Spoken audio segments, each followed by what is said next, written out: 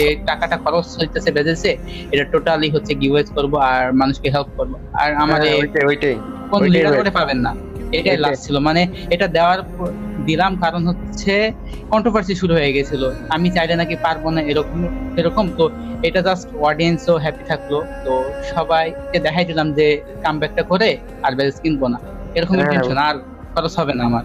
বুঝছি। মানে আমি খরচ করছিলাম এই কারণে, বাংলাদেশ থেকে একটা রেকর্ড করার জন্য। আমি কিন্তু এই টানা 1 বছর শুধু রিজন না, গ্লোবাল টপ ওয়ান করছিলাম। একদম বাংলাদেশ হিসাবে কেউ এটা করতে পারে না। তো আমিও দেখাইতে হ্যাঁ, হ্যাঁ, যাচ্ছিলাম দেখছি দেখছি। বাংলাদেশও কোনো দেশ থেকে পিছায় নাই, এই জন্য করছিলাম। আমার যেহেতু 1 বছর পূরণ হয়ে গেল, আর একবার গত বছর অক্টোবর মাসে আমি শুরু করছি, এটা অক্টোবর মাস পড়লো। তো আমার 1 বছর ফিনিশ, অ্যান্ড গ্লোবালে আর থাকছি না, বাংলাদেশের যা উঠানোর উঠাই ফেলছি।